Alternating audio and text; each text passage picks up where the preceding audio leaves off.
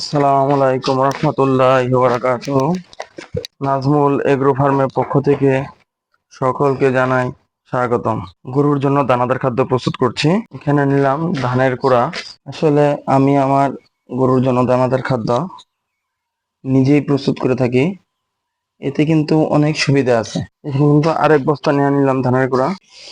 এখানে নিচ্ছি ভুট্টা ভাঙা অল্প কিছু আর সরিষার খোল। নিচ্ছি ডালের ভুসি, মুসুর ডালের ভুসি নিয়েছি 2 বস্তা। 400 কেজি দানাদার খাদ্যতে ঢেলে একটু পা দিয়ে ভালো করে ছড়িয়ে দিতে হবে। আপনি যদি গরুর খামার দিতে ইচ্ছুক থাকেন বা গরুর খামার দিতে চান, তাহলে কিন্তু আপনার প্রতিনিয়ত আইডিয়া বের করতে হবে যে কিভাবে আপনার 2 টাকা 1 টাকা কোনো খাত থেকে কমানো যায়। বাজারে কিন্তু গোখাদ্যের দাম 60 টাকার নিচে কোনো ভালো মানে কিন্তু কোনো প্রকার গোখাদ্য নেই। তো এখানে কিন্তু আমার বর্তমানে 38 টাকা 40 টাকা পর্যন্ত কিন্তু খরচ হয়ে থাকে।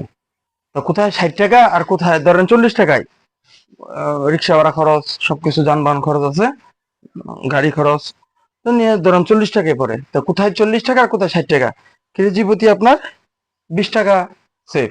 তো 20 টাকা কিন্তু আপনার জন্য অনেক কিছু। আরেক বস্তা ভুট্টা ভুট্টা নিয়েছি প্রায় 3 বস্তা পরিমাণ। ভুট্টার বেসন বা ভুট্টা পাউডার যেটা বলে, ওটা খুব ভালো মানের। এবং খাদ্য কেনার সময় কিন্তু একটা ভালো মানের প্রতিষ্ঠান থেকে অথবা জায়গা থেকে কিন্তু খাদ্যগুলো কিনতে হবে।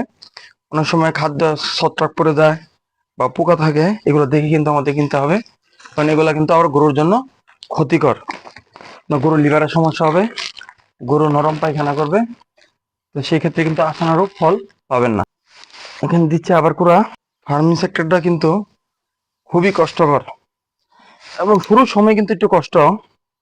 এই কষ্টটা যদি আপনি একটু সহ্য করতে পারেন, কষ্টের সাথে যদি যুদ্ধ করে চলতে পারেন, তাহলে ইনশাল্লাহ আশা করা যায় কোনো ধরনের বিপদ না হইলে অথবা বিপদের সম্মুখীন না হইলে আপনি ইনশাল্লাহ সফল হবেন।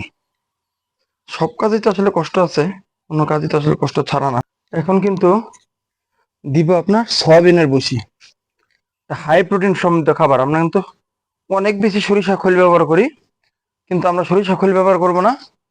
যদি আমাদের হাতের নাগাল সয়াবিনের ভুসিটা থাকে, সর্বোচ্চ চেষ্টা করবেন গরুকে এটা দেওয়ার জন্য বা খাদ্যের সাথে দেওয়ার জন্য। আর সয়াবিনের ভুসির দামটা কিন্তু এখন অনেক কম। আগে একটা সময় অনেক বেশি ছিল, কিন্তু এখন অনেক সস্তা। সর্বশেষ দিচ্ছি আরেক বস্তা ভুট্টা। তাহলে কিন্তু এখানে আমার 400 কেজি। এখন দিচ্ছি খাবার সোডা। এটা কিন্তু আমরা গরুকে তো নানান ধরনের জিনিস খাওয়াই, খাদ্য খাওয়াচ্ছি, অনেক সময় দেখা যায় গরুর পেটে কিন্তু বদহজম হয় অথবা গ্যাসের একটা হয়।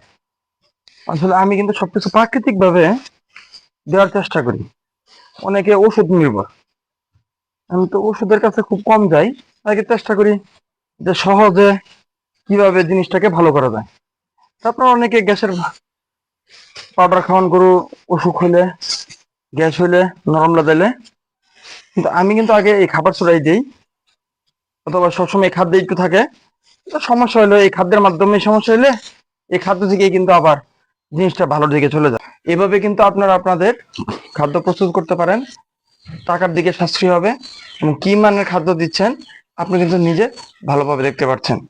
আরো বিস্তারিত জানতে আমার ইউটিউব পেজে বিস্তারিত ভিডিও দেওয়া আছে এবং আমার ফেসবুক পেজেও আপনারা পেয়ে যাবেন কিভাবে খাদ্য তৈরি করি বা কতটুকু পরিমাণ দিই, কোন জিনিসটা কতটুকু দাম দিয়ে কিনা, কি কি মেডিসিন ব্যবহার করি।